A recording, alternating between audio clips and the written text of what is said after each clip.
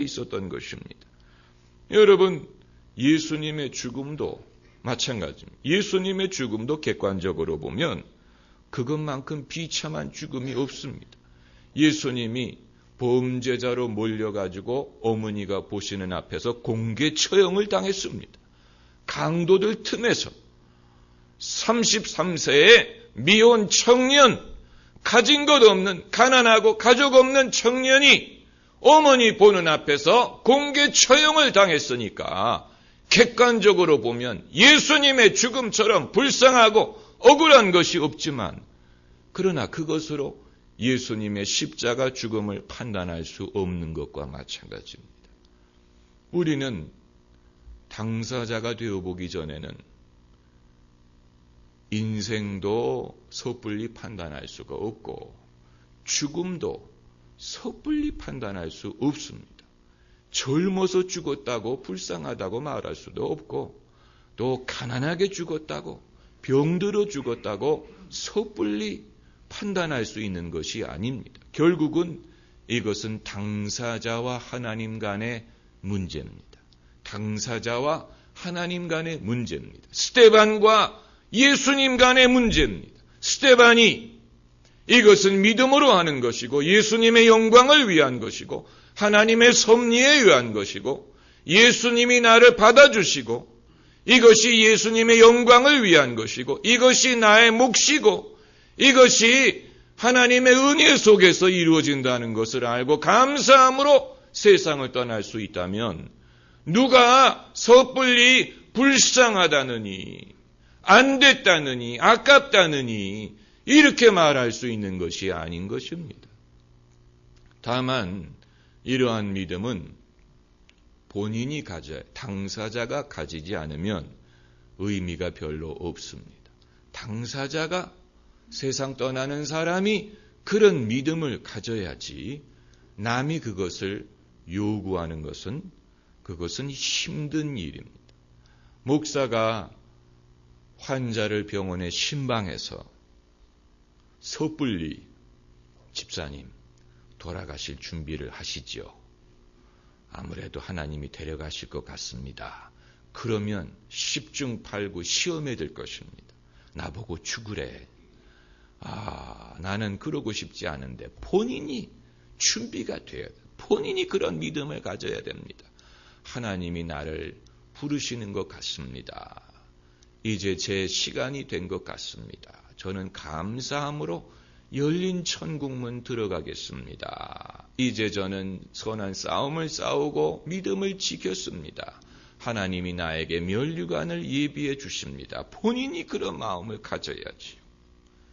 어느 큰 교회 목사님이 일부러 작은 차를 타고 다니셨다고 합니다. 그런데 어떤 분이 대화하다가 목사님에게 이렇게 말을 했답니다. 목사님이 작은 차를 타고 다니시니까 보기가 좋습니다. 그때 그 목사님이 정색을 하고 대답을 하셨답니다. 내가 스스로 작은 차를 선택할 수는 있다.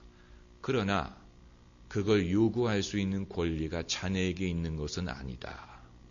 아주 중요한 얘기입니다. 그러니까 사람이 스스로 겸손한 삶, 검소한 삶을 선택할 수는 있습니다. 더 큰 차를 탈 수도 있지만 일부러 작은 차를 선택할 수 있습니다. 그러나 남이 그것을 요구하게 된다면 그것이 율법적이고 강압적이라는 것을 떠나서 따분하고 재미가 없고 은혜가 안 되는 것입니다.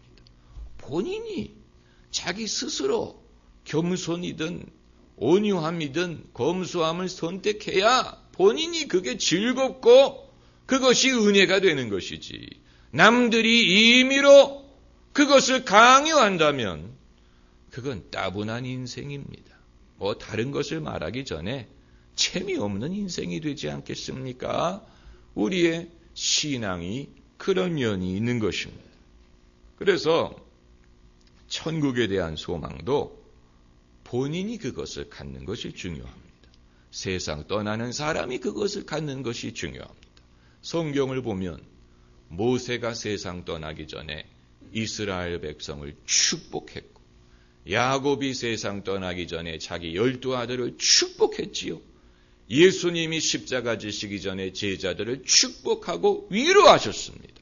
돌아가실 분이 살아있는 사람을 격려하고 위로했습니다. 이것이 복된 죽음이에요. 세상 떠나는 사람이 남아있는 사람들을 축복할 수 있는 것, 그게 복된 죽음입니다. 그리고 스데반의 죽음은 억울한 죽음이었습니다. 의로운 분을 불의한 자들이 폭력으로 죽였으니까. 그러니까 우리 고유 정서상으로 보면 한이 맺힐 수 있는 상황입니다. 전설의 고향의 내용이 전부 다 그런 내용 아닙니까?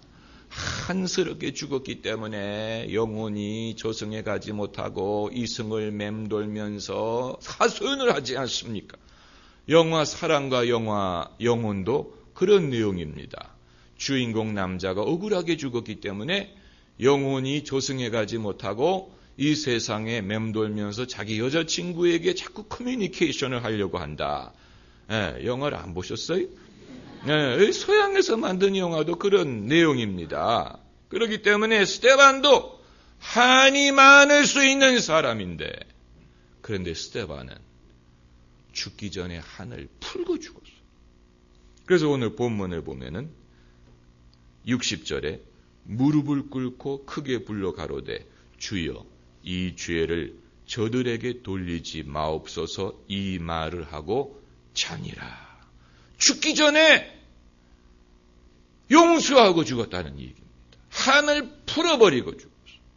그는 억울한 심정과 고통스러운 마음과 이런 것을 가지고 죽은 것이 아니고 그 상황에서 용서하고 풀어주고 풀어버리고 자유하게 감사함으로 천국에 갔습니다. 여러분, 이것이 의인의 죽음입니다. 우리가 이 세상에 사는 동안에도 복되게 살아야 되지만 세상을 떠날 때도 복되게 죽기를 바라는데, 그러려면 어떻게 해야 되느냐? 첫째는 빚을 탕감해 줘야 됩니다. 사람들이 나에게 지은 빚, 섭섭하게 한 것, 나에게 불이하게 한 것, 아픔을 준 것 다 용서해 버리세요. 빚을 탕감해 주세요. 만약에 원수 갚는 일이 있다면 하나님이 하실 것입니다. 그리고 두 번째는 내 빚을 탕감받아야 됩니다. 다시 말하면 내 죄를 회개하고 용서받아야 됩니다.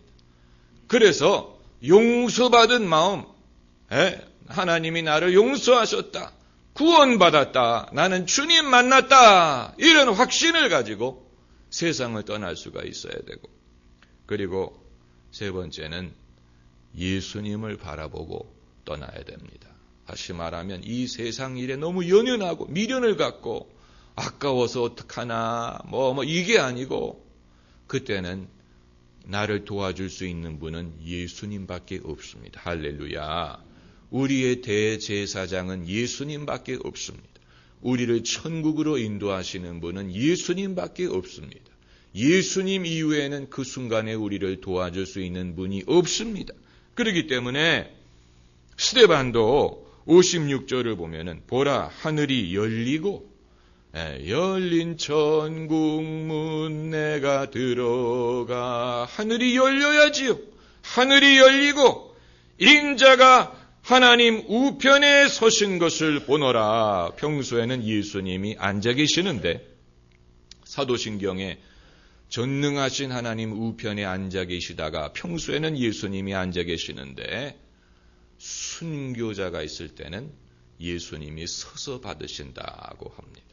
중요한 것은 예수님이 우리를 받아주시는 것입니다. 영접하시는 것입니다. 요한복음 말씀에 내가 너희를 영접하여 내가 있는 곳에 너희도 있게 하리라. 할렐루야. 우리가 이 세상에 사는 동안에 예수님을 우리의 구주로 영접하면 우리가 세상을 떠날 때 예수님이 우리를 영접해 주십니다. 할렐루야. 영접해 주시겠네. 오라 오라 방황치 말고 오라. 죄 있는 자들아, 죄 있는 자들아 이리로 주 예수 앞에 오라. 주 예수 앞에 오라. 할렐루야. 기도하십시다.